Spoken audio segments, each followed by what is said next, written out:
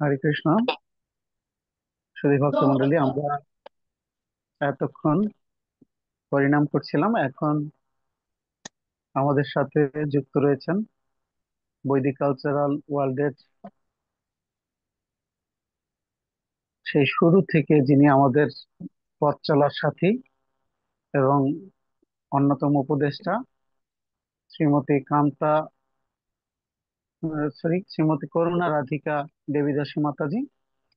তো মাতাজিকে আমার দণ্ডবত প্রণতি জ্ঞাপন করছি।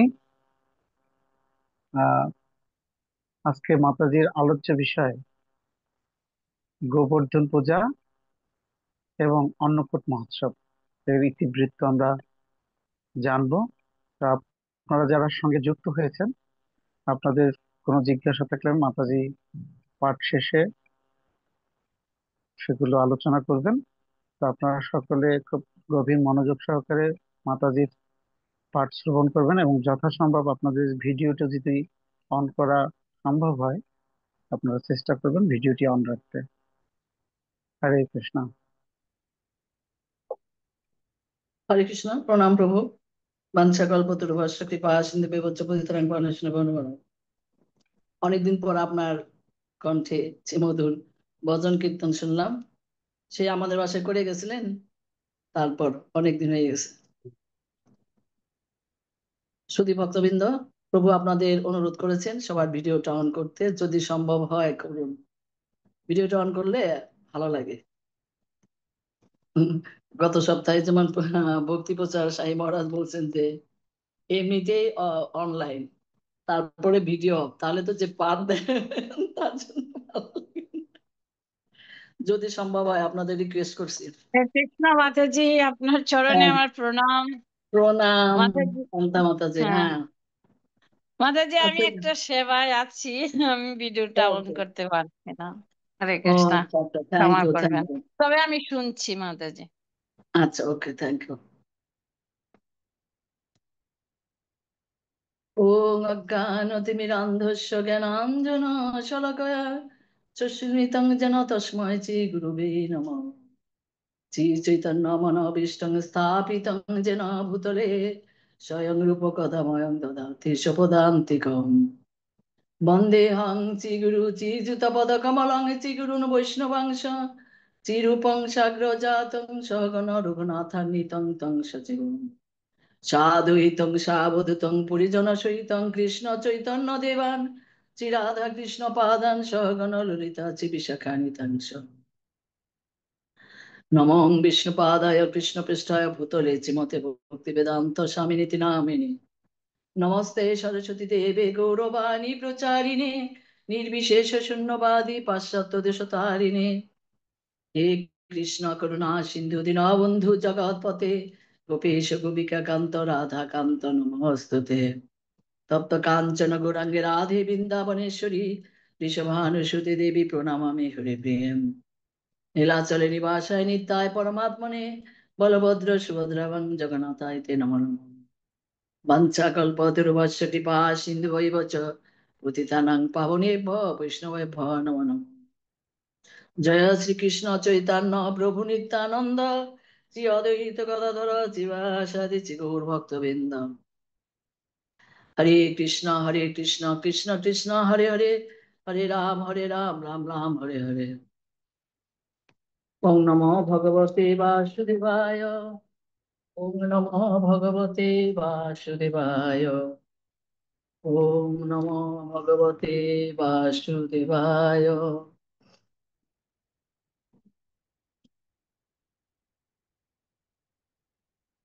আজকে কি রাস পূর্ণিমা না আগামীকাল? আমি রাস পূর্ণিমা থেকে আগামীকাল, একটা আগামীকাল, আগামীকাল। হুম, রাস ইয়ে থেকে আমি একটা শ্লোক পড়বো। প্রথমে চিবাদরায়ণ বাচ। ওম নমো ভগবতে বাসুদেবায়। ওম নমো ভগবতে বাসুদেবায়। ওম নমো ভগবতে বাসুদেবায়। নারায়ণং নমস্কৃত্যং নরং চৈব নরোত্তমং দেবীং সরস্বতীং ব্যাসং তত জয়মুদীরয়ে। হরি ওং তৎসৎ, হরি ওং তৎসৎ, হরি ওং তৎসৎ।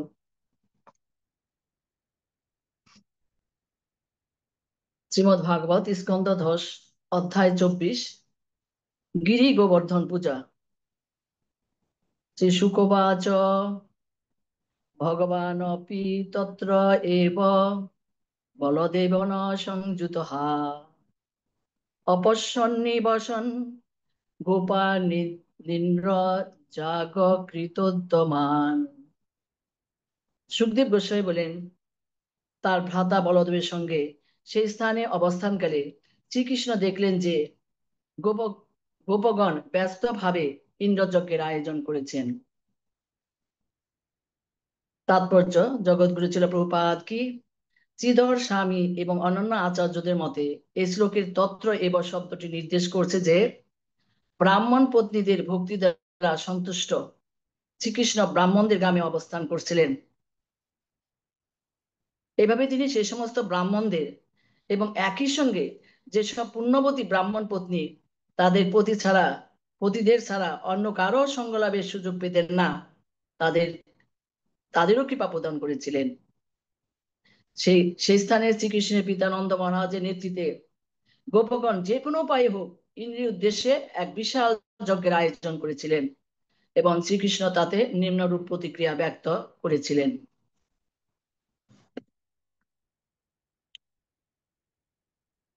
উপস্থিত সুধী ভক্তবৃন্দ, সবার চরণে প্রণতি নিবেদন করছি। বাঞ্ছা কল্পতরুভ্যশ্চ কৃপা সিন্ধুভ্যেব চ পতিতানাং পাবনেভ্যো বৈষ্ণবেভ্যো নমঃ। আমি প্রথমে আমার গুরু মহারাজের চরণে প্রণতি নিবেদন করছি। ওম নমঃ বিষ্ণুপাদায় কৃষ্ণপৃষ্ঠায় ভূতলে শ্রীমতে জয় পতাকা স্বামিনীতি নামিনে নমঃ আচার্য পদায় নিতাই কৃপা প্রদায়িনী গুরু কথা থামোদায় নগরগামতায়। এবং তার কাছে অহৈতুকী কৃপা ভিক্ষা প্রার্থনা করছি এবং প্রণাম নিবেদন করছি এবং অহৈতুকী ভিক্ষা প্রার্থনা করছি আমাদের আন্তর্জাতিক কৃষ্ণ মতা সঙ্গের প্রতিষ্ঠিত আচার্য কৃষ্ণ কৃপাচি মূর্তি অভয় চরণানন্দ ভক্তি বেদান্ত স্বামী প্রভুপাদের চরণে, যার কৃপা না হলে আজকে সারা বিশ্বে এই আমাদের এই কৃষ্ণ মমতার প্রচার হতো না। এবং প্রণাম নিবেদন করছি ছিল ভক্তিচরণের স্বয়ং গুরু মহারাজের চরণে, যার কৃপা না হলে আমরা এই সমস্ত ভক্তদের পেতাম না এবং তার কৃপা না হলে আমরা চৈতন্য চৈতামৃত, ভগবত গীতা, ভাগবত এত সুন্দর বাংলা অনুবাদও পেতাম না। ছিল প্রভুপাদ কত কৃপাময় আমাদের জন্য, তিনি তার মাধ্যমে আমাদেরকে এই সমস্ত পাঠ করার সুযোগ দিয়েছেন। বিশেষ করে চৈতন্য চরিতামৃত পাঠ করতে হলে, বুঝতে হলে অবশ্যই বাংলা শিখতে হবে। তো যারা বিদেশি তারা কত ভাগ্যবান, তারা তারা অনেক কষ্ট করে তারা এই বাংলা ভাষা শিখে চৈতন্য চরিতামৃত পড়ছে। আর আমরাও ভাগ্যবান যে আমরা আগে থেকে আমরা বাংলা জানি, কিন্তু ওদের মতো আমরা এত নিষ্ঠাপরায়ণ নই, সিনসিয়ার নই। তো আজকে আমার পাঠের বিষয়বস্তু হচ্ছে গিরি গোবর্ধন পূজা এবং অন্নকূট উৎসব। আমার কোনো যোগ্যতা নেই, আপনাদের কাছেও কৃপা ভিক্ষা প্রার্থনা করছি, আমাকে কৃপা প্রদান করবেন যেন আমি পাঠ করতে পারি, কিছু বলতে পারি এবং আহ গুরু গৌরাঙ্গের কাছে, আচার্যদের কাছে যা শুনেছি শ্রবণ করেছি তা একটু ব্যক্ত করার চেষ্টা করব। এখন দেখছি কি কৃষ্ণা ভমিনী নাকি ভামিনী, কৃষ্ণা ভামিনী দেবী দাসী মাতাজি, এস জি সি দাস, অনন্তমুরি শ্যাম দাস, চম্পক ভাবনা চিত্রা গোপী দেবী দাসী, ডলি, কান্তা মাতাজি বলছেন কাজে ব্যস্ত আছেন, তারপর তিনি পাঠ শ্রবণ করছেন।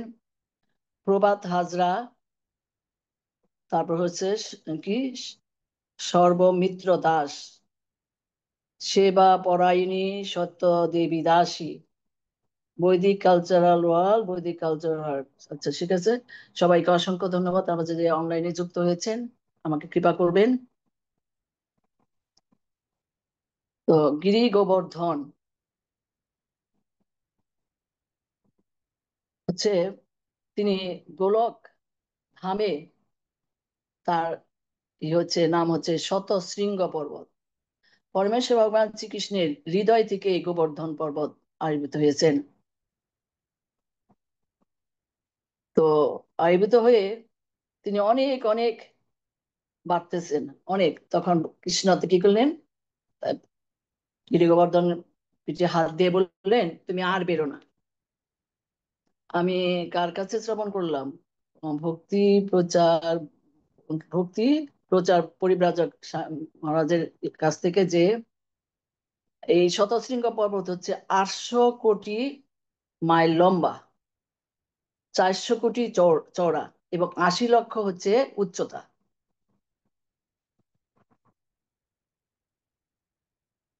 তো এই শতশৃঙ্গ পর্বতই হচ্ছে গোবর্ধন হিসাবে আসলেন, কারণ কৃষ্ণ যখন এখানে আবির্ভূত হবেন, রাধারানী আসতে চাইছিলেন না, যে যমুনা, বৃন্দাবন এবং গোবর্ধন ছাড়া তিনি আসবেন না। তো ভগবান এখানে গোবর্ধন প্রকট করলেন।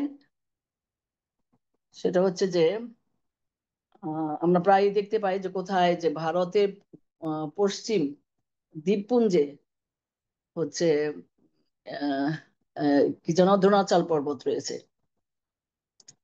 দ্রোণাচল পর্বত রয়েছে, সেই দ্রোণাচল পর্বতের পুত্র হিসাবেই গোবর্ধন পর্বত আবির্ভূত হয়েছেন। দ্রোণাচল দ্রোণাচল পর্বতের পুত্র হিসাবে। আমরা অনেকের সময় মনে করি যে পর্বত পাহাড়ে তো জড় বস্তু, তার আবার পুত্র হয় কিভাবে? এগুলো আমরা, ভগবানের যে অচিন্ত শক্তি, ভগবানের যে অচিন্ত লীলা আমরা কেউ বুঝতে পারি না। আমরা আমাদের সীমিত জ্ঞান দ্বারা আমরা ভগবানকে বুঝতে চাই, আমরা এই সৃষ্টিকে বুঝতে চাই।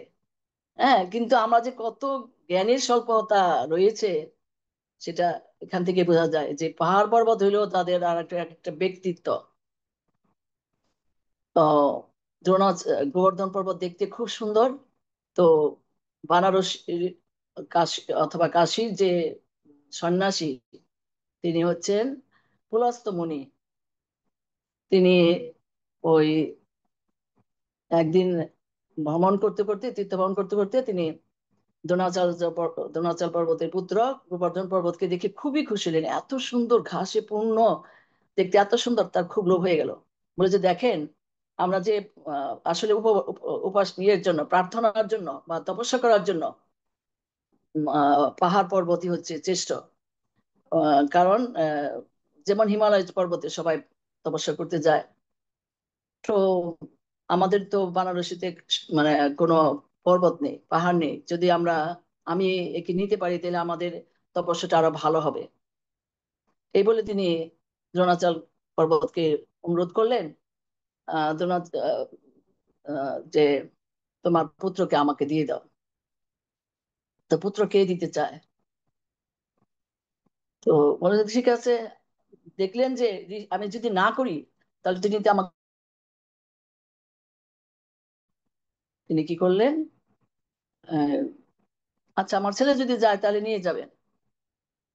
তো গোবর্ধন পর্বতকে জিজ্ঞাসা করলেন, তুমি আমার সাথে যাবে?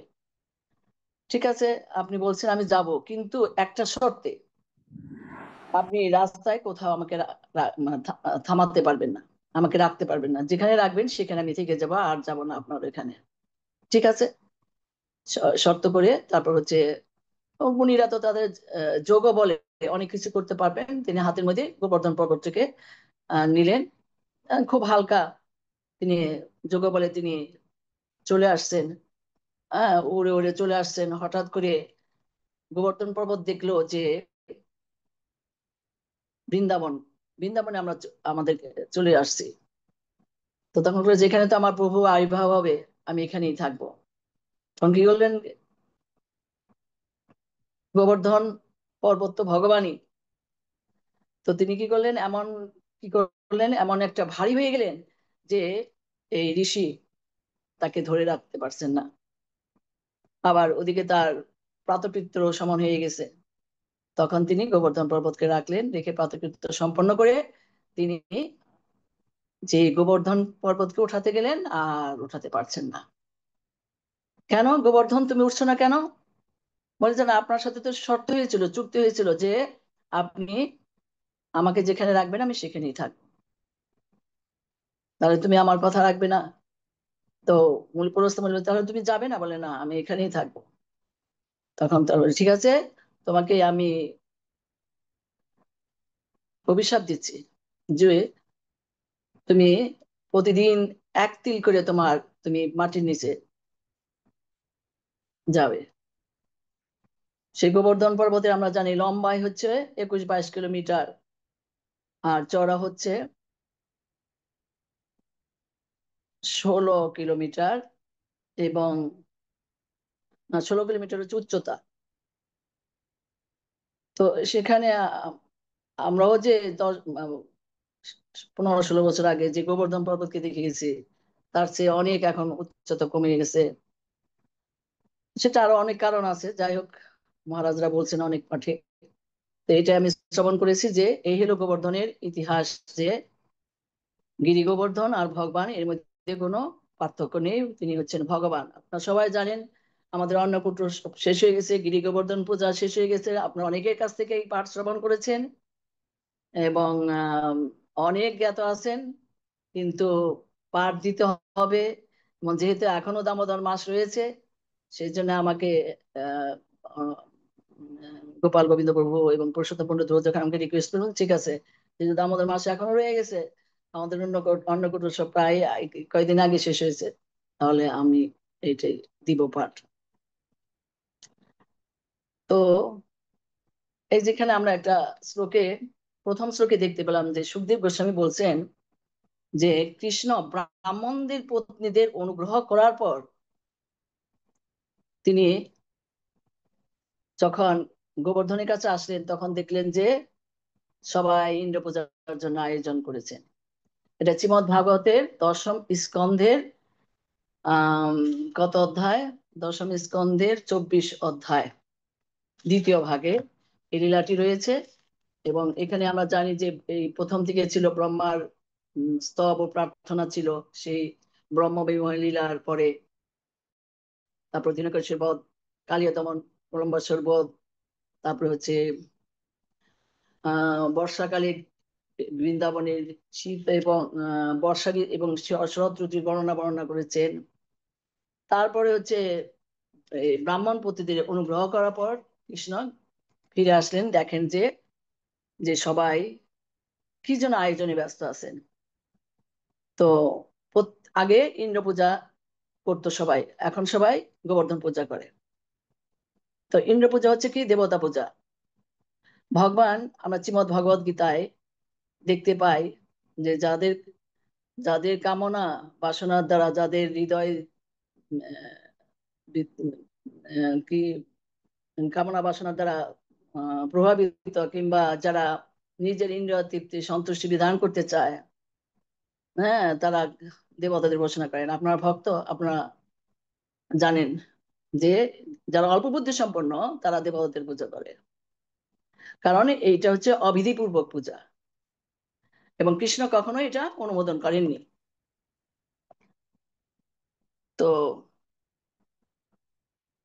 কারণ এই যা কিছু পাওয়া যায় দেবতার কাছ থেকে তা ভগবান কর্তৃক অনুমোদিত, এবং তা অনিত্য। আর যারা দেবতার পূজা করে, জানতি দেবব্রতা দেবান পিতৃন জানতি পিতৃবতা, ভূতানি জানতি ভূতেজ্জা, মজ্জজি নহপিমা।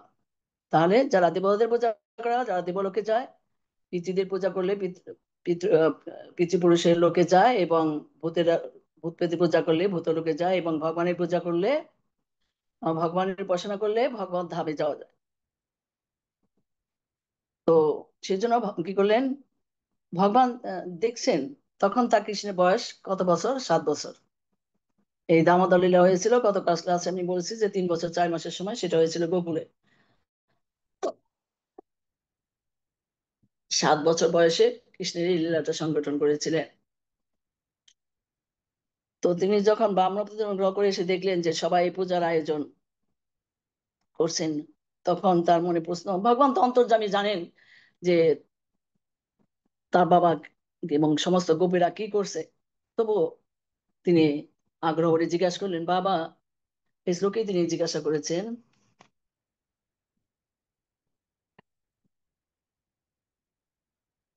কথ্যতাং মে পিত কং সম্ভ্রমব উপাগতঃ কিং ফলং কস্য বুদ্ধেশঃ কেন বা সাধ্যতে মখহা। কৃষ্ণ বললেন, হে পিতা, এই যে আপনাদের বিশাল উদ্যোগ, বিশাল উদ্যোগ কিসের জন্য তা দয়া করে আমার নিকট বর্ণনা করুন। কি উদ্দেশ্যে তা সাধিত হচ্ছে? এটা যদি একটা ধর্মীয় যজ্ঞ হয়, তাহলে কার সন্তুষ্টি বিধানের লক্ষ্যে এবং কি উপায়ে তা সম্পন্ন হতে চলেছে? এভাবে কৃষ্ণ জিজ্ঞাসা করলেন। 7 বছরের ছেলের প্রশ্ন বাবার কাছে। তিনি আরো বলেছেন, হে পিতা, দয়া করে আমাকে এই বিষয়ে বলুন, তা জানার জন্য আমার অত্যন্ত আকাঙ্ক্ষা রয়েছে এবং অত্যন্ত আন্তরিকভাবে তা আমি শুনতে প্রস্তুত। সাধুগণ যারা অন্য সকলকে নিজেদের সমকক্ষ দর্শন করেন, যাদের আমার বা অন্যের এরূপ ধারণা নেই, এবং যারা কে মিত্র, কে শত্রু আর কে উদাসীন তা বিবেচনা করেন না, তারা নিঃসন্দেহে কোনো কিছুই গোপন রাখেন না। আপনি বলুন। তো তিনি এইভাবে বাবাকে জিজ্ঞেস করছেন, বাবা কি বলবেন? তো বাবা বললেন যে, দেখো কৃষ্ণ, তো আমরা প্রতি বছরই ইন্দ্রের সন্তুষ্টির জন্য পূজা করি, কারণ ইন্দ্র হচ্ছে বৃষ্টির দেবতা। আর বৃষ্টি হলেই কি করে, ঘাস হয়, ফসল হয়, তাকে প্রাণীগণ জীবন ধারণ করে, এবং পরম্পরা ধারায় আমাদের এই প্রথা চলে আসছে, সেজন্য আমরা এই পূজা করছি, পূজা করব অথবা করে আসছি। তখন কৃষ্ণ বললেন, আচ্ছা, আহ, এই যে বৃষ্টি হলো বলেই আহ তোমরা পূজা করছো তাকে সন্তুষ্টের জন্য, তাহলে সমুদ্রের যে বৃষ্টির দরকার নেই, তাহলে কেন সেখানে বৃষ্টি হয়? কিংবা তারা কি ইন্দ্রের পূজা করে? এইভাবে তিনি বলছেন, দেখেন, দেখো বাবা, কর্মই সব, কর্মই মাতা, কর্মই পিতা। কর্ম না করলে কেউ কোনো কালো টিকতে পারবে না। ভালো কর্ম করলে ভালো ফল, খারাপ কর্ম করলে খারাপ ফল। এভাবে তিনি বাবাকে বলছেন কর্মমীমাংসা সম্বন্ধে, এটাকে বলা হয় কর্মমীমাংসা, যে কর্মই সবকিছু। তো এইভাবে বলার পর যে, বাবা, তুমি এক কাজ করো। উম আসলে ইন্দ্রের কিন্তু অনেক অহংকার হয়েছিল, যে ইন্দ্র চিন্তা করেছিলেন যে সেই হচ্ছে ভগবান, সেই হচ্ছে জগতের পিতা। তিনি অহংকার হয়েছিল তার। এইভাবে অনেকেরই অনেক দেবতার অহংকার হয়েছিল। একটা আমরা গল্পে পেয়েছি যে আগুন দেবতা, তারপরে হচ্ছে এই ইন্দ্র এবং বরুণ দেবতা, তাদের ভীষণ অহংকার হয়েছে। তখন ভগবান তাদের অহংকার চূর্ণ করার জন্য তিনি একটা ঘাস জাস্ট এনে বরুণকে বলল যে, তুমি যে ভিজিয়ে দাও। আর অগ্নিকে, অগ্নি দেবতাকে বলল, অগ্নির দেবতার নাম বোধ হয় মরুত বলা হয় অগ্নি দেবতাকে, যে তুমি এটাকে পুড়িয়ে দাও। আর ইন্দ্রকে বললো যে তুমি এটাকে আহ ভিজিয়ে দাও। ইন্দ্র, বরুণ, আচ্ছা, ইন্দ্র হচ্ছে বৃষ্টির দেবতাকে ভিজাইতে বললো। অগ্নি দেবতা হচ্ছে কে বললো যে তুমি এটা পুড়িয়ে ফেলো। আর হচ্ছে পবন দেবতা হচ্ছে কে, বায়ুর দেবতা পবন, তাকে বললো যে তুমি এটা বাতাস উড়িয়ে দাও। তিনজনের একজনও না পারলে ভিজাইতে, না পারলেও বাতাস দ্বারা তাকে আহ উড়াইতে, অথবা আগুন দ্বারা পুড়াইতে, কেউ পারলো না, তিন দেবতা। তখন ভগবান বললেন যে, দেখা, আমি হচ্ছে সমস্ত শক্তির অধিকারী, আমার থেকে তোমরা শক্তি প্রাপ্ত হয়েছো, অথচ তোমরা অহংকার করেছো যে তোমরাই সবকিছু। এখন প্রমাণ হলো যে এই শক্তি তোমরা কোত্থেকে পেয়েছো। এটা থেকে প্রমাণ করে যে আমি যখন কোনো কিছু করতে পারি, ভালো কাজ করতে পারি, মনে হয় যেন আমি সবকিছু। ভালো গাইতে পারি, ভালো ইয়ে আছে, আমার সৌন্দর্য সবকিছুই, আমার অনেক টাকা পয়সা, যেন আমি সবকিছু, এরকম সাধারণ মানুষেরা মনে করে। যে কিন্তু আমরা সব শক্তি কার কাছ থেকে পেয়েছি? ভগবান আমাদেরকে দিয়েছেন। তাই ভগবানের প্রতি আমাদের কৃতজ্ঞতা থাকা উচিত। প্রতিটা মুহূর্তে আমাদের কৃতজ্ঞতা থাকা উচিত। আমরা শ্বাস নিচ্ছি, সেই যে জন্মগ্রহণের পর থেকে শ্বাস নিচ্ছি, তারপরে হচ্ছে এই যে জল পাচ্ছি, এত সুন্দর জল, সবকিছুর জন্য ভগবান আমাদেরকে ব্যবস্থা করেছেন। সেজন্য ভগবানের প্রতি প্রতিটা মুহূর্তে কৃতজ্ঞতা থাকা উচিত, প্রতিটা মুহূর্তে। এটা অনেকে আমরা বুঝি না, সেজন্য মনে করি যে আমরা এসব কিছু। যাই হোক, তখন ইন্দ্র কি করলেন, আহ ইন্দ্রর অহংকার চূর্ণ করার জন্য, তাকে রাগ উৎপাদন করার জন্য তিনি বিভিন্নভাবে বাবাকে বোঝাতে চেষ্টা করলেন। তো ঠিক আছে, বাবা বললেন যে ঠিক আছে, আমরা কি করব কৃষ্ণ এখন? বলে যে না, আমরা সবাই মিলে আমরা এখন গোবর্ধন পূজা করব। কারণ আমরা গ্রামেও থাকি না, আমরা শহরেও থাকি না, আর আমাদের এই বনই আমাদের ঘর বাড়ি।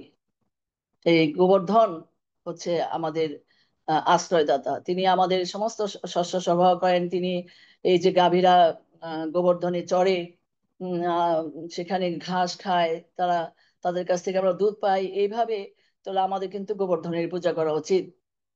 হ্যাঁ, ইন্দ্রের বৃষ্টির জন্য কোনো, তার কোনো ইয়ে নাই, কৃত কৃত মানে ইয়ে নাই তার। বরঞ্চ আমরা গোবর্ধন, যার কাছে আমরা কৃতজ্ঞতা প্রকাশ করবো, সে হচ্ছে গোবর্ধন। চলো আমরা সবাই মিলে গোবর্ধন পূজা করব। তো বাবা বলেন যে কিভাবে করব? বলছে যে তুমি ইন্দ্র পূজার জন্য যা আয়োজন করছো, এক্সট্রা আর কিছু লাগবে না। তুমি যা আয়োজন করছো সেটাই নিয়েই আমরা গোবর্ধন পূজা করব। তো সেটা কিভাবে করতে হবে? সেখানে এদিকে কি মণি, শান্ডিল্যমণি, শান্ডিল্যমণি হচ্ছে তখন ওই ইন্দ্র পূজার করতেন আর কি। শান্ডিল্যমণি তো ব্রাহ্মণ, তিনি হাসতেছেন। তো নন্দ মহারাজ বলছেন যে আপনি কেন হাসছেন? বললেন যে আমি হাসছি এই কারণে যে ও যা বলেছে সত্যটা ঠিকই। কারণ আসলে আমাদের ইন্দ্র পূজা করার দরকার নেই, আমাদের গোবর্ধন পূজাই করা উচিত। তো যেখানে সমর্থন পেয়েছে তখন ঠিক আছে, তখন সব গোপীরা এবং নন্দ মহারাজ সবাই রাজি হলেন, চল আমরা ওই ইন্দ্র পূজা করব। তো কি কি উপদেশ দিলেন? কৃষ্ণ বললেন যে বাবা তুমি এই সমস্ত নিয়ে গোবর্ধনে চলো, আমরা সেখানে পূজা হবে। তারপর হচ্ছে তোমরা সে প্রসাদ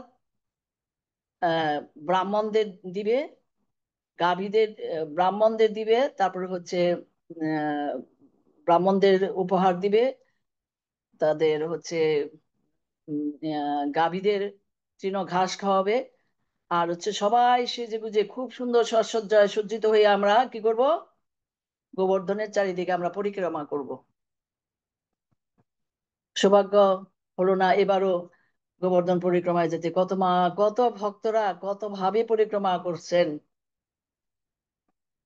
এই গোবর্ধনের যে পরিক্রমাটা, এটাকে বলা হয় আমাদের ভক্তি যোগের কিন্তু একটা অঙ্গ, যেটাকে পাদ সেবন। গোবর্ধনের পাদ সেবনটাকে বলা হয় গোবর্ধন পরিক্রমা। কত ভক্তরা কিভাবে পরিক্রমা করছে। কেউ হচ্ছে পায়ে, খালি পায়ে, কেউ 108 বার এই যে কি যেন প্রস্তর রেখে তারপর করছে, কেউ ফ্লাইটেও করে, কেউ গাড়িতেও করে। এবার সৌভাগ্য হলো গোবর্ধনকে পরিক্রমা করতে, এত ভক্তরা এত সুন্দর ভাবে তারা পরিক্রমা করছেন। তারপর আমরা সবাই কি করব? পরিক্রমা করব গোবর্ধনকে, সবাই মানে গাভীদের সামনে রেখে তারপর আমরা পরিক্রমা করব। আর তোমরা কিন্তু চন্ডাল এবং কুকুরকে কিন্তু খাওয়াতে ভুলবেন না। ভগবানের সৃষ্ট জীব সবাই আমরা। গীতাতে বলা হয়েছে 15 অধ্যায় 15 নম্বর শ্লোকে, মমই বাংশ জীবলোকে জীবভূত সনাতন। এই সব জীব হচ্ছে আমার বিভিন্ন অংশ। তো তুমি কুকুর চন্ডালের কথাও বলতে ভুলে যাননি। শ্রীমৎ ভাগবতে এখানে এই অধ্যায় উল্লেখ আছে যে তুমি চন্ডাল এবং কুকুরকেও খাওয়াবে। চন্ডাল কারা? যারা কুকুর ভোজে তাদেরকে বলা হয় চন্ডাল, এবং কুকুরকেও খাওয়াবে। তো এভাবে নির্দেশনা দিয়ে সবাই চলে গেলেন, সেই গোবর্ধনে চলে গেলেন। সে ঠিক সেইভাবে তখন আপনারা কয়েকদিন আগে অন্নকূট উৎসব করেছেন, যে অন্নের পাহাড়। হরে কৃষ্ণ। সজল বিশ্বাস প্রভু প্রণাম, আপনি যুক্ত হয়েছেন। হরে কৃষ্ণ। তো হরে কৃষ্ণ, প্রণাম। ভালো আছেন হ্যাঁ ভালো সজাগ আছি। বাবু? হ্যাঁ ভালো হুম, আছি মাতাজি। হ্যাঁ, প্রণাম। প্রণাম। চম্পক প্রণাম ভাবনা মাতাজি, প্রণাম। মাতাজি তো এর আগের দিন দেখা দিয়েছিলেন, আজকে দেখা দিচ্ছেন না। তো অন্যের পাহাড়, আপনারা জানেন যে অন্নকূট মানে সমস্ত দিনের জন্য যা আয়োজন করা হয়েছিল, কৃষ্ণ আবার বলেছেন তুমি কিন্তু আহ পিঠা পায়েস করবে, আবার স্যুপ করবে, অনেক কিছু তিনি বলেছিলেন। সেগুলো সব করে সেই অন্যের পাহাড় তৈরি করা হলো। আর গোবর্ধন বলছেন একটা বিরাট মূর্তি ধরে তিনি বললেন, দেখো আমি গোবর্ধন, আমি গোবর্ধন। এই বলে তিনি দুহাত ধরে সমানে খাচ্ছেন সেই প্রসাদ। কৃষ্ণ বলছে নন্দ মহারাজকে, দেখো দেখো বাবা, গোবর্ধন কিন্তু খাচ্ছে। তোমার ইন্দ্র কখনো এসে খেয়েছে? কখনো দেখেছে যে তুমি ইন্দ্র পূজা করছো? কখনো এসে দর্শন দিয়েছে তোমাদের? কখনো খেয়েছে? দেখো, কৃষ্ণ কিন্তু আগেই বলছে যে তোমার ইন্দ্র কিন্তু কোনোদিন খায় না, দেখবে আমার গোবর্ধন কিন্তু সব খাবে। সত্যি সত্যি দেখতেছে সব শেষ হয়ে গেল, অন্যের পাহাড় শেষ হয়ে গেল। সবাই চিন্তিত হয়ে গেল যে হায় হায়, সব তো খেয়ে ফেলেছেন গোবর্ধন, তাহলে আমরা সবাইকে কি দিব, কিংবা আমরাই কি খাবো? কিন্তু কিছুক্ষণ পরেই আবার দেখলেন যে আবার সেই অন্যের পাহাড় হয়ে গেছে। ভগবানের অচিন্ত লীলা, অচিন্ত শক্তি, অপরিমেয় শক্তি। সবাই দেখছে যে কৃষ্ণ ছোট বালক, সে তো তাদের সাথেই পরিক্রমা করছে। আবার ওই যে বিরাট মূর্তি ধারণ করেছে, সেটাও তো কৃষ্ণের মুখ। তাহলে কি সত্যি কৃষ্ণ? সবাই একটা অবাক হয়ে গেছে। তো এইভাবে গোবর্ধন প্রকট হলেন এবং গোবর্ধন পূজা হয়ে গেল। তারপর এক মানে গোবর্ধন এমন ভাবে খেয়েছে খেয়েছে, আনো, আরো আনো, আরো আনো, আরো আনো। আপনারা পাঠে শুনে থাকবেন, কিংবা যখন ওই আনিয়র গ্রাম আছে, আরো আনো, আনিয়র গ্রাম, যেখানে নাকি এই গোবর্ধন পূজা হয়েছিল, এবং যেখানে গোবর্ধন বলেছিলেন যে আরো আনো, আরো আনো। তো গোবর্ধন পূজা শেষ, তখন ইন্দ্র তো তার অগ্নিদেবতা এবং অন্যান্য দেবতাদের পাঠিয়েছে, দেখো তো আমার পূজা করেছে কিনা গোবর্ধনবাসীরা, ব্রজবাসীরা। বলেছে না, যে দেখে বলছে না না না, অবশ্যই করেছে। যে দেখে যে না, ইন্দ্র পূজা হয় নাই, ছোট্ট বালক অনুরোধে, ছোট্ট বালকের অনুরোধে সবাই গোবর্ধন পূজা করছে। এখানে কৃষ্ণকে ছোট্ট বালক বলতে বালিশও বলা হয়েছে। এখানে আমি একটা শ্লোকে দেখেছি বালিশ, এই ছোট্ট বালিশ অথবা ছোট বালকের আহ কথায় তারা সবাই গোবর্ধন পূজা করছে। আর ইন্দ্রকে যে বলছে যে সবাই গোবর্ধন পূজা করছে, তোমার পূজা কেউ করেনি। তো আমরা জানি যে ইন্দ্রর কতখানি ক্রোধ হইতে পারে। সত্য, রজতম, তিনটা গুণ। দেবতারা কি সত্যের, সাত্বিক গুণের তারা প্রকাশ, সাত্বিক গুণ তাদের মধ্যে আছে। তো আর হচ্ছে ক্রোধটা কি, এটা হচ্ছে তমগুণ। আর রজগুণটা হচ্ছে কামনা বাসনা, যা কামনা বাসনা, যে ওরা আমার পূজা করে, সেটা তৃপ্তি হইলো যখন হইলো না, শুনছে, তখন ইন্দ্র এমন রেগে গেছে, যেটা ইন্দ্র দেবতাদের হওয়া উচিত না। এরকম দেখি যে মাঝে মাঝে দেবতারা এরকম অনেক তমগুণের প্রভাবে অনেক ক্রোধ করে, অভিশাপ দেয় কাউকে, এরকম। যাই হোক, তো তারপরে কি করলেন, সেই আহ ইন্দ্র দেবতা অনেক রেগে গেলেন। যাও, মুহূর্তের মধ্যে আমি ব্রজবাসীকে, হ্যাঁ, ঝড়ে বৃষ্টিতে আমি ওদের ভাসিয়ে দিব, ওদেরকে আমি নিশ্চিহ্ন করে দিব। সম্ভব সংবর্তক নামে মেঘ, যেটা প্রলয়ের সময় আমরা জানি যে হাজার বছর ধরে, প্রলয়ের সময় হাজার বছর ধরে সমস্ত কিছু শুকিয়ে যায়, তারপরে আগুনে পুড়ে যায়, তারপরে হচ্ছে আবার হাজার হাজার বছর ধরে আবার বৃষ্টি হইতে থাকে, ঝড় হইতে থাকে। এই সেই প্রলয়ঙ্কারী যে মেঘ, তার নাম হচ্ছে সংবর্ধক মেঘ, তাকে ডেকে নিয়ে আসলেন, বললেন যে যাও তুমি ব্রজবাসীকে ভাসিয়ে দাও, আর আমিও আসছি আমার বাহন ঐরাবতকে নিয়ে। তো সংবর্ধক মেঘ, প্রচন্ড বৃষ্টি, বৃষ্টি হচ্ছে, প্রচন্ড ঝড় হচ্ছে, তারপরে প্রচন্ড ঠান্ডা হচ্ছে। সমস্ত গ্রামবাসীরা, হ্যাঁ, তারা প্রচন্ড ঠান্ডা লাগছে বৃষ্টিতে, বলছে যে এত বন্যার মতো হয়ে গেছে যে কোনটা উঁচু নিচু জায়গায় বোঝা যাচ্ছে না। তখন কৃষ্ণকে ডাক, মানে কৃষ্ণের কাছে যে সবাই আহ প্রার্থনা করছে। এই শ্লোকটা আমি বলছি, কৃষ্ণ কৃষ্ণ মহাভাগ, কৃষ্ণ কৃষ্ণ, হে কৃষ্ণ তুমি আমাদের রক্ষা করো,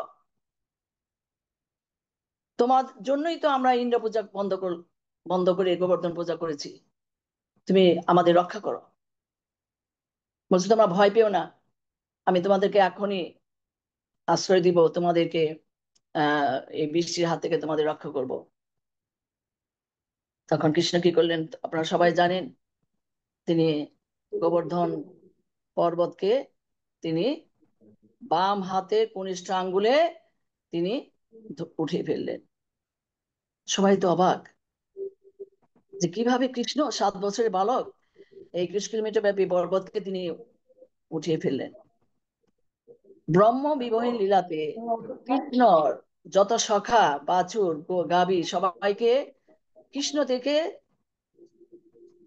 দূরে রেখে, সবাইকে ব্রহ্মা ব্রহ্মা দূরে রেখেছেন, আর ইন্দ্র কি করেছেন যে কৃষ্ণর কাছে সবাইকে এনেছেন। যা যেমন রাধারানী এবং সখীদের একটা সবসময় একটা মনে দুঃখ থাকতো যে কৃষ্ণ আহ কৃষ্ণকে আমার ভালোভাবে আমরা দেখতে পাই না। সে যে আহ গাভী চড়াইতে যায়, তখন সে যায়, সারাদিন তাকে দেখি না। আবার তার সখারও ভাবে যে রাত্রে আমরা কৃষ্ণকে দেখতে পাই না। মা বাবা ওরকম ভাবছে যে কেউ না কেউ কৃষ্ণ থেকে দূরে থাকে। তো এই লীলায় কি হয়েছে, ইন্দ্র কি করেছে, কৃষ্ণকে কৃষ্ণর কাছে সবাইকে এনেছে, এবং কৃষ্ণ 7 দিন 7 রাত্রি এই গিরি গোবর্ধন ধারণ করেছিলেন, এবং না খেয়ে না ঘুমিয়ে, যেমন পরীক্ষিত মহারাজ সুখদেব গোস্বামীর কাছ থেকে 7 দিন 7 রাত্রি ভাগবত শ্রবণ করেছিলেন, আর শ্রী কৃষ্ণ এইভাবে একটা ছোট বাচ্চা যেমন একটা ব্যাঙের ছাতা তুলে ধরে, ঠিক তেমনি গোবর্ধন প্রভুকে এভাবে তুলে ধরছেন।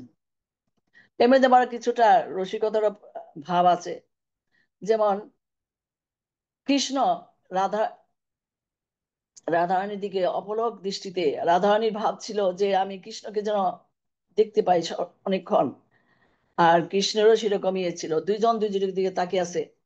তারপরে হচ্ছে হঠাৎ তার হাতটা কে পড়ছে বলে গোবর্ধন পর্বতটা একটু নাড়া দিয়েছে, তখন মধুমঙ্গল, হ্যাঁ, তারপর হচ্ছে নন্দ মহারাজ, সমস্ত গোপীরা তারা কি করেছে, বাঁশ নিয়ে, বাঁশের লাঠি দিয়ে তারা গোবর্ধন পর্বতকে হম তারা সাপোর্ট দিচ্ছে যাতে পর্বত না পড়ে যায়।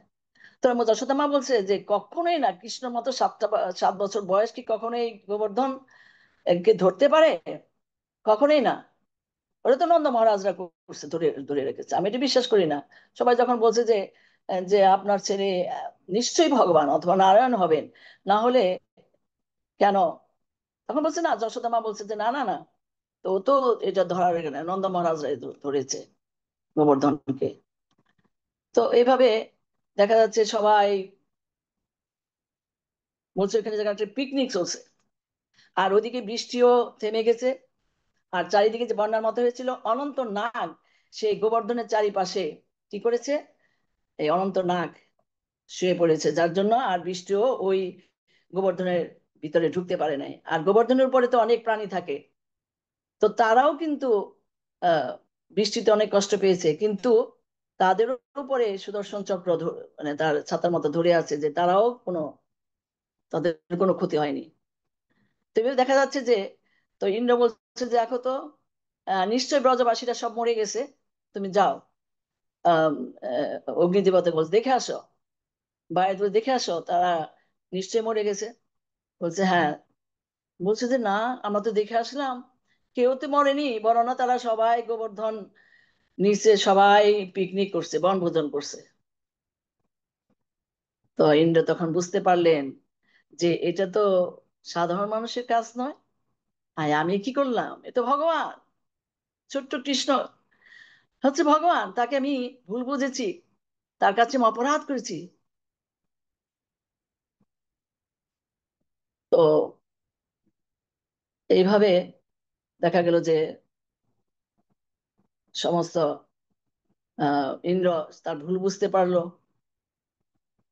আর যখন বৃষ্টি থেমে গেল, তখন কৃষ্ণ বলল তোমরা এখন বাইরে বেরো, এখন বৃষ্টিও নেই, ঝড় নেই, এবং দেখা গেছে যে বাইরেও সব শুকনা, কিচ্ছুই ক্ষতি হয়নি। কিসের বন্যা, কিসের কি, কিছুই করতে পারেনি। তো সবাই পর্বত থেকে বেরিয়ে আসলেন, আর কৃষ্ণ আম, তিনি পাহাড়কে আবার যথাস্থানে রেখে দিলেন। তো সব গ্রাম ব্রজবাসীরা যাচ্ছে আর আলোচনা করছে, অপূর্ব শ্রীকৃষ্ণ।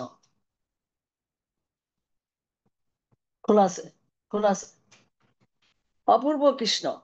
একটা চ্যাপ্টার দেখবেন আপনারা যে এই গোবর্ধন পূজার পরের পরের চ্যাপ্টারটা হচ্ছে অপূর্ব শ্রীকৃষ্ণ। যে এই যে 3 মাস 3 দিনের সময় পুতনা রাক্ষসীকে বধ করলো কৃষ্ণ, তারপর হচ্ছে 1 বছরের সময় আহ তৃণাবর্তসুকে বধ করলো অকাসুর বকাসুর। এই যে আর কৃষ্ণ যে 7 দিন ব্যাপী এই কৃষ্ণ গোবর্ধনকে ধরে রাখলেন, সেটা একটা অপূর্ব। এটা তো ভগবান ছাড়া কে করতে পারেন না। তখন সবাই নন্দ মহারাজকে ধরছে যে কিভাবে এটা সম্ভব। তখন নন্দ মহারাজ বলছে আসো চলো, আমরা একটা সেমিনার হল আছে, কনফারেন্স হল, সেখানে সবাইকে নিয়ে গেছে। তো বলছে যে তোমরা সবাই জানো না, যখন কৃষ্ণের নামকরণ হয়, গর্গমুনি নাম রেখেছেন কৃষ্ণ। তো গর্গমুনি বলেছিলেন যে হবে ভগবান অথবা ভগবানের অংশ, অনেকের বিপদের হাত থেকে তোমরা রক্ষা পাবে। তো সবাইকে বলার পর তারপর সেটা সবাই বিশ্বাস করলেন। যাই হোক, কিন্তু নন্দ মহারাজ, যশোদা, মা যশোদা কিন্তু কখনো কৃষ্ণকে ভগবান বলে ভাবেননি তিনি। এর আগে আমি বলেছি যে তিনি সবসময় তিনি ভেবেছেন যে কৃষ্ণ তার হচ্ছে ছেলে, যে সে কখনোই ভগবান হইতে পারে না। যদি ভগবানই হইতো, যদি এত বড় একটা গোবর্ধন পর্বতকে ধরেই রাখতে পারতো, তাহলে সে কেন যখন সে আহ বজ্রপাত হয় তখন সে আমাকে জড়িয়ে ধরে ভয় পায়, আর রাত্রে কখনো স্বপ্ন দেখে আমাকে জড়িয়ে ধরে ভয় পাচ্ছে, তো তাহলে কখনো সে ভগবান হবে না। তো এটা হলো যোগমায়ার প্রভাবে এটা হচ্ছে। তো এরপরে তো ইন্দ্র তার যে অপরাধ করেছে ভগবানের কাছে, কিভাবে তিনি এটা থেকে উদ্ধার পাবেন, তিনি ব্রহ্মার কাছে গেলেন যে আমি যেরকম ভুল করেছি কৃষ্ণকে তো, ভগবানকে আমি বুঝতে পারি নাই যে, তো তখন আমি তো এই ঘটনা, তখন বলছে ঠিক আছে, আমিও তো এরকম ভুল করেছিলাম, কৃষ্ণকে আমি ভুল বুঝেছি। আমি মোহিত হয়ে গেছিলাম যখন দেখছি যে কৃষ্ণের মুখ থেকে সবাই নিয়ে খাচ্ছে, আবার কৃষ্ণ আহ সবার মুখ থেকে নিয়ে খাচ্ছে। যেমন লীলাটা, যেমন মধুমঙ্গল কি করেছিল, বাড়ি থেকে মাঠা নিয়েছে, তো সেদিন তো সবাইকে দেওয়া যাবে না, সে পুরোটা মাথায় মুখে নিয়েছে, আর তো গাল তার ভুলে গেছে। তো কৃষ্ণ দেখছে সবাই তাকে দিয়েছে, কিন্তু মধুমঙ্গল তাকে দেয়নি কিছু। যেই আহ, কৃষ্ণ কি করেছে, মধুমঙ্গলের মুখটা তার সাথে নিয়ে তারপরে যে এরকম গালে দিছে, ইয়ে চপটাঘাত করার পরেই পুরো মাথাটাই কৃষ্ণের মুখে চলে আসছে। এই সমস্ত লীলা দেখে ব্রহ্মা ভাবছে যে কিসের কৃষ্ণ ভগবান। তো তাকে তাকে ই করার জন্য তিনি ওই তার বাছুরদের কিংবা তার সখাদের সব অপহরণ করে নিয়ে একটা পাহাড়ে লুকিয়েছিলেন। তো ইন্দ্র ব্রহ্মা বললেন যে দেখা, আমি তো এরকম ভুল করেছি, আমি কৃষ্ণের কাছে যেতে পারবো না। তুমি তো বরঞ্চ তুমি সুরভি গাভীকে নিয়ে যাও, সেখানে সুরভি গাভীর পিছনে পিছনে ইন্দ্র কি করে লেজ ধরে ধরে, লেজে পুচ্ছ ধরে ধরে। আর কৃষ্ণ কিন্তু দেখেন একটা জিনিস, যে মানে যেখানে এই ইন্দ্রকে ক্ষমা করেছে সেই জায়গাটা কিন্তু সবার সামনে ছিল না, কৃষ্ণ একা দাঁড়িয়ে আছে, যে চায় না, কারণ এই দেবতারা তো তারই অংশ। সেও অপমানিত হোক সেটাও সবার সামনে সেটা তিনি চাননি। তিনি একা দাঁড়িয়ে আছেন, আর ইন্দ্র ময়ূরপুচ্ছ বলছে গাভীপুচ্ছ ধরে ধরে সেই কৃষ্ণের কাছে গেছেন। আর ইন্দ্র তো অনেক প্রার্থনা করছেন। সুরভি গাভী বলছে, দেখো ও তো একটা বড় ভুল করেছে ইন্দ্র, ওকে ক্ষমা করে দাও। তখন কৃষ্ণ বলছে, ঠিক আছে, আমি তো কোনো ইয়ে করি নাই। তো আপনারা জানেন সেই ইন্দ্র কিন্তু তার অপরাধ বোধ থেকে নবদ্বীপে এসে ভগবান চৈতন্য মহাপ্রভুর সাথে তিনি লীলা করেছেন। তো আমরা জানি যে সুরভি গাভীর দুধ দ্বারা এবং আহ, কি যেন আহ মন্দাকিনীর জল দ্বারা যে কৃষ্ণের অভিষেক করিয়েছিলেন, সেখানে সেখানে অভিষেক করার পরে যে কুণ্ডটা হয়েছিল সেটার নাম হচ্ছে গোবিন্দ কুণ্ড। সেটা হচ্ছে গোবিন্দ কুণ্ড। সেই গোবিন্দ কুণ্ডে আমি গোবর্ধন পরিক্রমা করতে করতে আমি সেই গোবিন্দ কুণ্ডে পুরুষোত্তম সাই মহারাজের পাঠ শোনা শ্রবণ আমার সৌভাগ্য হয়েছিল। সেই গোবিন্দ কুণ্ডের ইয়ে হয়েছিল। এবং এই গোবিন্দ কুণ্ডেই হচ্ছে আমরা জানি যে মাধবেন্দ্র পুরী তিনি কিন্তু এখানেই ভগবানের আরাধনা করতেন। তিনি ছিলেন অযাচক, কারোর কাছ থেকে চেয়ে খেতেন না। তো একদিন এরকম ভগবানের নাম নিতে নিতে তিনি আহ ঘুমের মতো আসছে। তখন একটা ছোট্ট বালক একটা আহ ঘটি নিয়ে, দুধের ঘটি নিয়ে এসে বলছে, হে পুরি, হে পুরি, উঠো উঠো, তুমি সারাদিন কিচ্ছু খাওনি। হুম। তো গ্রামের মহিলারা এদিক দিয়ে যাচ্ছিলেন, তো তারা বললেন যে তুমি না খেয়ে আছো, সেজন্য আমি কিন্তু তোমাকে এই দুধের ঘটিটা দিয়ে গেলাম, তুমি খাও, খেয়ে এটা আমি রেখে দিও, আমি এবার নিয়ে যাবো যাওয়ার সময়। তো পুরি সেই প্রসাদ, সেই দুধ খেয়েছে। তারপরে আবার একটু জায়গা হয়েছে, তখন দেখেছে যে ঘটিটা দিবে, নেই সেই বালক। এত সুন্দর ছিল। তো তো রাত্রে আবার ঘুম আসছে, আবার স্বপ্ন দেখাইছে। আর স্বপ্ন দেখাইছে, হে পুরি, আমরা জানি যে উম, যেখানে অন্নকূট হয়েছিল সেখানে উম আহ, গোপাল বিগ্রহ অনেক বড় ছিল। সে স্থাপনা করেছিল কে? কৃষ্ণের নাতি, কি নাম যেন তার। তো যাই হোক, তিনি কিন্তু এই যে গোপীনাথ, গোবিন্দ কিংবা মদন মোহন, এদের কিন্তু মানে তিনি তৈরি করেছিলেন মাতা উত্তরার অনুরোধে। এই কৃষ্ণের নাতি এই সমস্ত বিগ্রহ, তো গোপালও ছিল তাদের মধ্যে একজন। তো গোপালের বিগ্রহ যখন এই মানে কালো পাহাড়ের অত্যাচারে, তখন এই গোপাল বিগ্রহকে সমস্ত ব্রাহ্মণরা উম, বনে ফেলে দিয়ে তারা চলে যায়।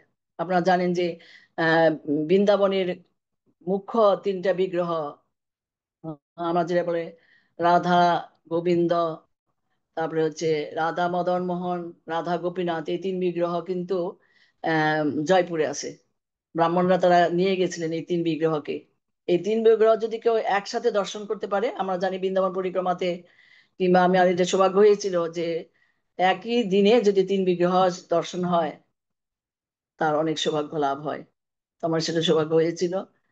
তো উম, সেই আহ, আমি একবার জয়পুরে গিয়েছিলাম, ওই দিল্লি থেকে জয়পুরে গেছিলাম। জয়পুরে আমি যেহেতু ভাগবতে শ্রবণ করে মানে পাঠ করেছি যে তিন বিগ্রহ জয়পুরে আছে, আমি তো সারাদিন শুধু আহ সিএনজির মতো ওখানে গাড়ি আছে, তো আমি ঘুরছি তাদেরকে নিয়ে যে এই এই বিগ্রহ তিনটা কোথায়।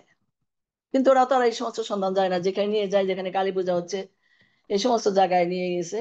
তো সারাদিন ঘুরে আমি তাদের সন্ধান পাই নাই। তবে বৃন্দাবন পরিক্রমায় আমি তিন বিগ্রহ মানে দর্শন করতে পেরেছি, এটা আমার বড় সৌভাগ্য।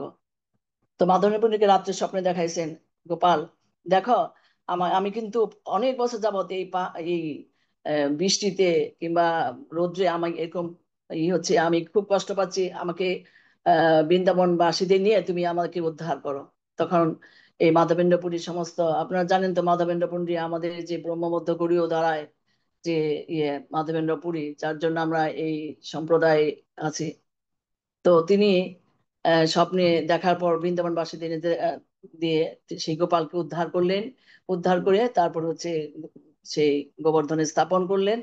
এবং সেখানে আপনারা দেখবেন যে চৈতন্য চৈতামৃতে এই অন্নকূট উৎসবে বিশদ বিবরণ দেওয়া আছে। আরেকবার স্বপ্নে দেখেছেন মাধবেন্দ্র পুরীকে, ওই সময় অন্নকূট উৎসবটা তিনি আবারও ওই সময় তিনি আবার করেন, যে অন্নকূট উৎসব বলা হয়েছিল যে 200 লোক শুধু অন্নই রান্না করছে না, এরকম 12-14 জন অন্নই রান্না করছে, এবং রুটি রুটি ভাজছে 3-4 জন মিলে, এরকম করে এত করে অন্নকূট উৎসব তিনি করেছিলেন। এই হলো অন্নকূট উৎসবের দ্বিতীয় কাহিনী।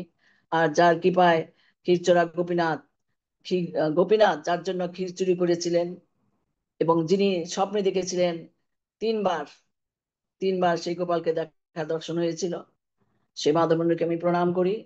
এই হলো আমাদের গিরি গোবর্ধন পূজা এবং অন্নকূট উৎসব। ক্ষমা করবেন, আমার পাঠে যদি কোনো ভুল ত্রুটি হয়ে থাকে আমাকে ক্ষমা করবেন এবং আমাকে আশীর্বাদ করবেন, কৃপা করবেন। সবাইকে অসংখ্য ধন্যবাদ যারা অনলাইনে যুক্ত হয়েছেন এবং ভিডিও অন করেছেন, সবাইকে অসংখ্য ধন্যবাদ। তো এখন পার্টিসিপেন্টস কতজন আছে আমাদের? 16 জন। সবাইকে অসংখ্য ধন্যবাদ। কিশোর গোপাল দাস, প্রভু নিশ্চয় গোপাল গোবিন্দ প্রভুর ভাই। তো হরে সবাইকে কৃষ্ণ মাতাজি, আপনার হরে শ্রীচরণে কৃষ্ণ, অনন্ত হরে কৃষ্ণ, দণ্ডবত কৃষ্ণ প্রণাম। কৃষ্ণ, হরে হরে, হরে রাম, হরে রাম। অপরাধ ক্ষমা করুন, অপরাধ ক্ষমা করবেন। হরে কৃষ্ণ, এই যে সবাইকে প্রণতি অমৃত নিবেদন করছি। ধারা বর্ষণ করলেন আপনি এতক্ষণ, খুব সুন্দর আমি করে কিন্তু ভগবানের লীলা আস্বাদন করালেন মাতাজি, সত্যি অপূর্ব, অসাধারণ, খুব ভালো লেগেছে মাতাজি। আসলে আমি কি বলবো না বলবো, আমি সারাদিনে খুব টেনশনে থাকি, কি বলবো। আপনাদের কাছে ক্ষমা চাই, ধন্যবাদ আপনাদের। কোনো প্রশ্ন? গোবিন্দ প্রভু, আচ্ছা, সরি সরি, গোবিন্দ গোপাল, আমি বলি গোপাল গোবিন্দ। হরে গোপাল কৃষ্ণ মাতাজি। মা- হরে মাতাজি কৃষ্ণ। আপনাকে অসংখ্য ধন্যবাদ। তো আমাদের কে যেন প্রশ্ন করতে চাইছেন, আপনি প্লিজ প্রশ্ন করুন। হ্যাঁ মাতাজি, আপনাকে অনেক ধন্যবাদ। আপনার গোবর্ধনের যে ব্যাকগ্রাউন্ডটা আসলে আজকে ব্যাখ্যা করেছেন, এটা আসলে একটা নতুন ছিল আমার জন্য। অনেক অনেক ধন্যবাদ মাতাজি, অনেক সত্যি। ধন্যবাদ, আপনি যে শ্রবণ করেছেন আপনাকে অসংখ্য ধন্যবাদ। আমাকে সহ্য করেছেন 1 ঘন্টা, 1 ঘন্টা হয়নি অবশ্য, 10 মিনিট বাকি আছে। হরে কৃষ্ণ। না মাতাজি, আপনাদের কাছ থেকে তো আমাদের জানতে হবে, বলুন, এত সুন্দর। মাতাজি, কান্তা মাতাজি বাংলাদেশে বেড়াতে আসেন, কুমিল্লায় বেড়াতে আসেন। হ্যাঁ মাতাজি, আর যখন আসি চেষ্টা করবো কমলে আসার। আপনি কি ইয়ে থাকেন টালাসে? Houston, Houston, Houston. ও, হিউস্টনে, ওই যে আমাদের কমল ব্যাপারী প্রভু। হ্যাঁ, কমল ব্যাপার প্রভু আমাদের কাছে। ওনার তো 2 ছেলে 1 মেয়ে, তারা খুব সুন্দর কীর্তন করে। মাতাজি অনেক খুব ভালো কীর্তন করে। আর কান্তা মাতাজি, আপনি অনেক সুন্দর প্রশ্ন করতে পারেন, কথা বলতে পারেন, যেটা আমার কোনো যোগ্যতা নেই। আর কারো কোনো মাতাজি, প্রশ্ন? প্রশ্ন প্রশ্ন করা কোনো যোগ্যতা না, যোগ্যতা হচ্ছে প্রশ্নের উত্তর মানে করা, সেটা হলো যোগ্যতা মাতাজি। আপনি সেটা পারেন, তা আমাকে আপনি আশীর্বাদ করবেন যে আমি যাতে শ্রবণের মাধ্যমে যেন ভক্তি বর্ধন করতে পারি হরে গোবিন্দ কৃষ্ণ। চরণে। হরে কৃষ্ণ মাতাজি, হ্যাঁ আমাদের বলেন, সাথে বলবো। একজন অত্যন্ত জ্যেষ্ঠ ভক্ত, বিদগ্ধ পণ্ডিত এবং প্রবচক শ্রীমান সর্বমিত্র দাস প্রভুজি আমাদের সাথে শুরু থাকতে যুক্ত আছেন। তো আমরা শ্রীমান সর্বমিত্র দাস প্রভুকে আমরা ধন্যবাদ, সর্বমিত্র দাস কৃতজ্ঞতা প্রভু জানাই। কই? আচ্ছা, হরে কৃষ্ণ। হরে কৃষ্ণ প্রভু। মাতাজির সাথে কি পরিচয় আছে কিনা? মাতাজির সাথে পরিচয় আছে অধ্যাপক শ্রীমান সর্বমিত্র দাস প্রভুর সাথে? ইসকনের অত্যন্ত জ্যেষ্ঠতম একজন ভক্ত, বাংলাদেশ ইসকনের। আরে, এই কিশোর গোপাল প্রভু, তুমি বেশি এত বেশি ভাই। হরি বল মাতাজি। প্রণাম কবিতা প্রভু। রাধিকা দেবী দাসী, হরি বল, ধন্যবাদ, প্রণাম। হ্যাঁ, কবিতা রাধিকা দেবী দাসী খুব সুন্দরভাবে গিরিরাজ গোবর্ধনের উৎপত্তি এবং তার মহিমা আপনার মুখ থেকে শ্রবণ করলাম, ভালো লাগলো।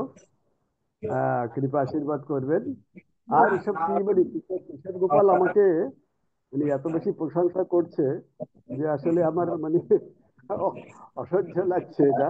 প্রভুর কারণ সাথে পরিচয় হয়েছে কখনো? সৌমিত্র প্রভুর আপনার সাথে কখনো পরিচয় হয়েছে? আপনার না বোধহয় সরাসরি পরিচয় হয়নি কখনো। তা এমনি আপনি আপনার আপনি আছেন কোথায়? আমি বর্তমানে বাঘেরহাটে থাকি, বাঘেরহাট পিতলবাড়ি উপজেলা একটা, ওখানে। আমি বিএম কলেজ থেকে রিটায়ার করেছি। আমি ইংলিশ ডিপার্টমেন্টে ছিলাম, হেড অফ দ্য ডিপার্টমেন্ট। আহ, আমার নাম এমনি জড়জাপিত নাম হলো সরোজ কুমার অধিকারী। আর আমি শরৎ কুমার। সরোজ সরোজ কুমার অধিকারী, সরোজ। হ্যাঁ, সরোজ। আর এরকম। হুম। হ্যাঁ আমি আপনারা, হ্যাঁ আমি একবার আপনি কি কুমিল্লা থাকছেন এখন, কুমিল্লায়? আমি কুমিল্লায় থাকি। আমি ঢাকায় ছিলাম। ওখানে কুমিল্লার একটা আমি স্মৃতি আছে, আপনার সঙ্গে শেয়ার করছি। একটা কুমিল্লার একটা স্মৃতি আছে। আমরা একবার 5 জন ভক্ত কুমিল্লায় গিয়েছিলাম, এবং আমরা বলতে পারি যে আমরা 3টে অনুষ্ঠান করেছিলাম। একটা হচ্ছে আহ এটা কি যেন কি মহেশাঙ্গন না কি যেন আছে না? মহেশাঙ্গন, ঈশ্বর কি পাঠশালা। অঙ্গন, হ্যাঁ। হুম। মহেশ ঈশ্বর পাঠশালা। ঈশ্বর হুম। পাশায় একটা অনুষ্ঠান হয়েছে। হ্যাঁ, জগন্নাথ মন্দিরে, যেখানে আমাদের ইস্কনের মন্দির আছে, ওখানে অনুষ্ঠান হয়েছিল। আর ছাতিপট্টি ছিল না, ছাতিপট্টি? হ্যাঁ হ্যাঁ, ছাতিপট্টি। ওখানে আগে ইস্কন মন্দির ছিল। হ্যাঁ ছাতিপট্টি হ্যাঁ হ্যাঁ, রাইট, ওখানে আমরা নৃসিংহদেবের অনুষ্ঠান মন্দিরে ইস্কন করেছিলাম। মন্দিরটা ছিল। আহ, হ্যাঁ। হ্যাঁ হ্যাঁ হ্যাঁ, রাইট। আমরা বলতে পারি যে আমরা এই 3 দিনে আমরা মানে কুমিল্লা জয় করে নিয়েছিলাম। এরকম, কারণ আমাদের মধ্যে যারা ভক্ত ছিল তারা এত সুন্দরভাবে উপস্থাপন করেছে। আমরা একদম প্রতিদিন আমাদের লাইন দিয়ে মানুষ আসতো আমাদের সঙ্গে। তখন ইসকনে কেবল প্রথম অবস্থা, কোন কিন্তু ইয়ারে খুব, এটা প্রভু? এটা হচ্ছে বোধ হয় 80, কত, 84, তারও একটু পরে বোধ হয় 86 হতে পারে, এরকম। ও, আমি অবশ্য কুমিল্লায় অনেক আসছি আগে আর কি। 99-এ ফেব্রুয়ারিতে। উম, খুব ভালো লেগেছিল। তো কুমিল্লার খুব ভালো ভক্ত, অনেক ভক্তরা আছে, বিশেষ করে রসমালাই খেয়েছিলেন তো? রসমালাই, মাতৃভান্ডার রসমালাই। হ্যাঁ হ্যাঁ, ওই যে একটা দিঘি আছে না কি যেন, লালুয়ার দিঘি না কি যেন? নানোয়ার দিঘির পার। হ্যাঁ, রানুয়ার দিঘির পারে আমরা এক হুম। বাড়িতে ছিলাম। তো ওই আচ্ছা বাড়ির আচ্ছা। গৃহকর্তা, তার এক মানে কন্যা ছিল, বিবাহিত কন্যা। তিনি আমাদের নিতাই গৌরীর বিগ্রহ দেখে এত মোহিত হয়েছে, তিনি তখন 2200 টাকা দিয়ে নিতাই গৌরীর জন্য বালা গড়িয়ে দিয়েছে, সোনার বালা তাই? গড়িয়ে দিয়েছে। হ্যাঁ হ্যাঁ, আচ্ছা। খুব ভালো লেগেছিল ওই স্মৃতি। আবার কুমিল্লা বললেই আমার ওই সব স্মৃতি মনে পড়ে, যে আমরা কিভাবে নিতাই গৌরীর বিগ্রহ প্রচার নিয়ে গেছি। করেছিলেন। তো ওটা ওই যে কি যেন, আবার আসেন, আবার আসেন কুমিল্লায়। উম, আমরা আমরা আয়োজন করব, আসেন। নিমন্ত্রণ রইল প্রভু। হ্যাঁ ঠিক আছে, হ্যাঁ, ভালো লাগলো আপনার। ধন্যবাদ আপনাকে। আসেন, সত্যি নিমন্ত্রণ হরি রইল, বল, আসবেন। হরে হরি বল প্রভু, হরি প্রণাম। বল, আশীর্বাদ ডাকবেন, হরি বল। আচ্ছা, আর কেউ প্রশ্ন করবে? ঠিক আছে প্রভু।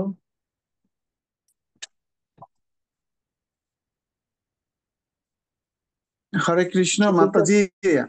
আসলে হ্যাঁ। ওই যে ভীষ্ম পঞ্চক চলছে তো, হুম। এবং দামোদর মাসের প্রায় সমাপ্ত কাল।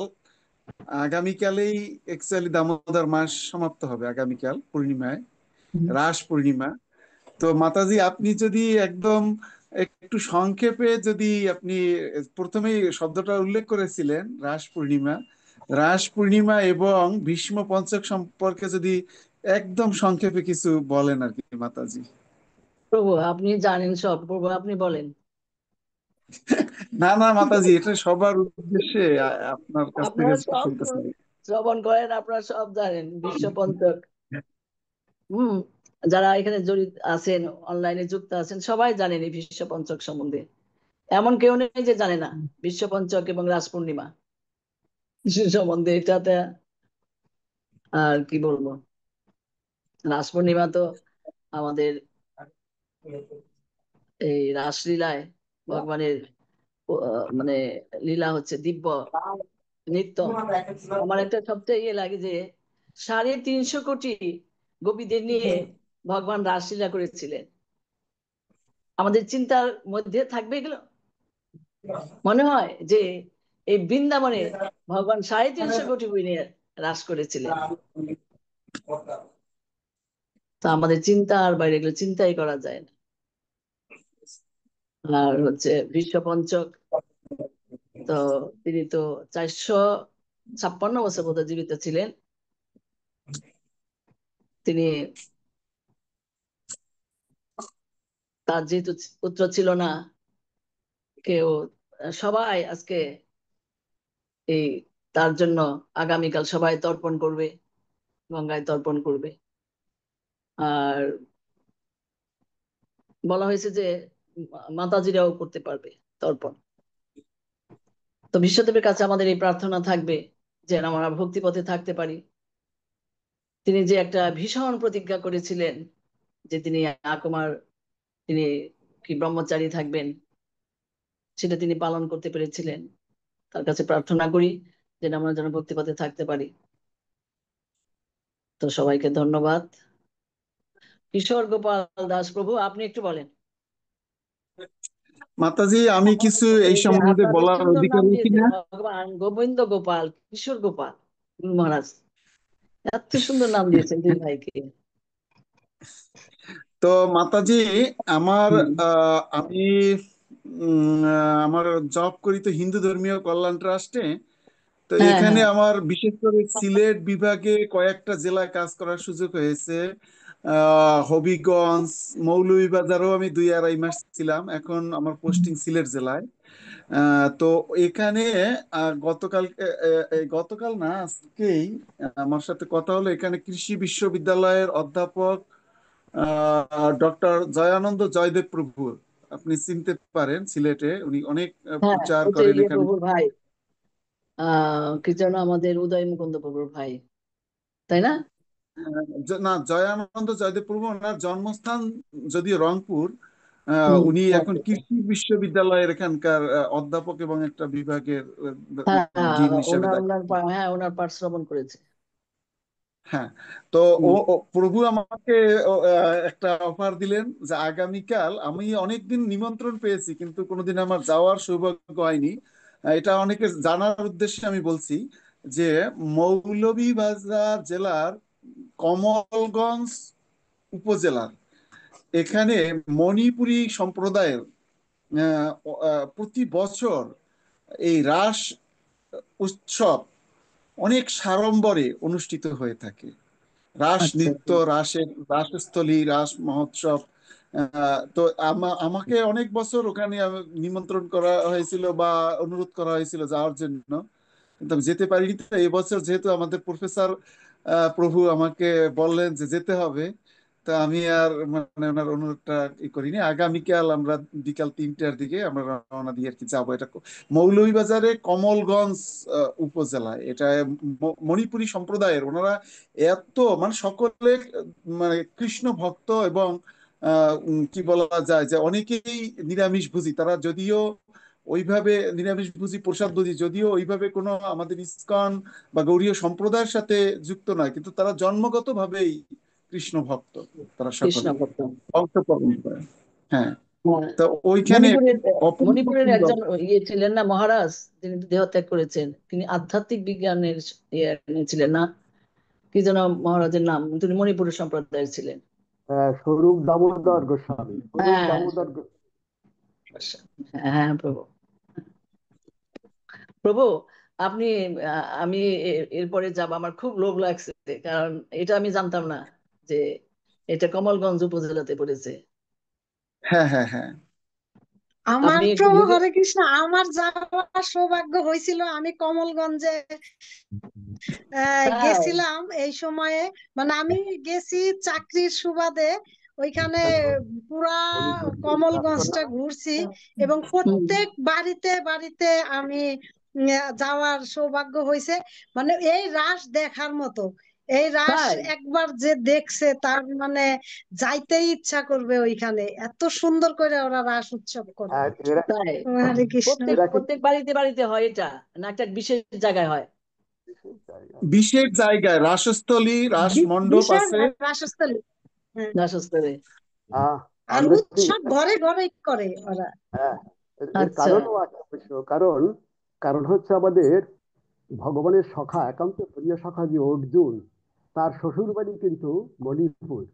তিনি মণিপুরি রাজকন্যা চিত্রাঙ্গদাকে বিয়ে করেছিলেন, সেই জন্য তারা কৃষ্ণ ভক্ত বোধ হয়। এবং তার সেই ছেলের নাম বোধহয় বব্রু বাহন। হ্যাঁ হ্যাঁ, রাইট, হ্যাঁ, বভ্রবাহন, রাইট বব্রু রাইট। বাহন।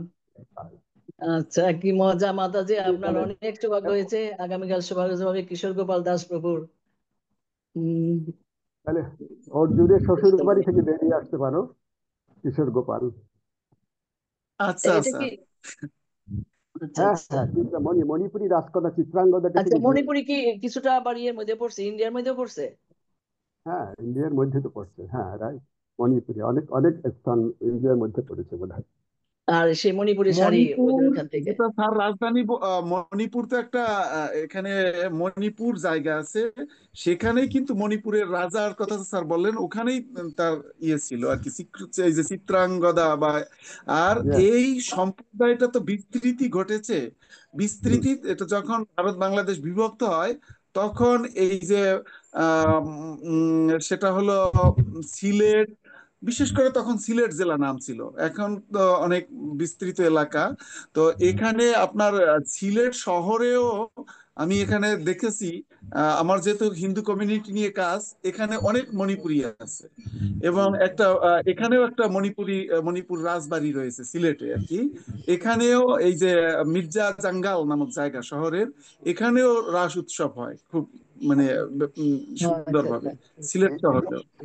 এদের কালচার অনেক উন্নত কালচার, এদের কালচার অনেক হ্যাঁ। উন্নত কালচার। তাই না?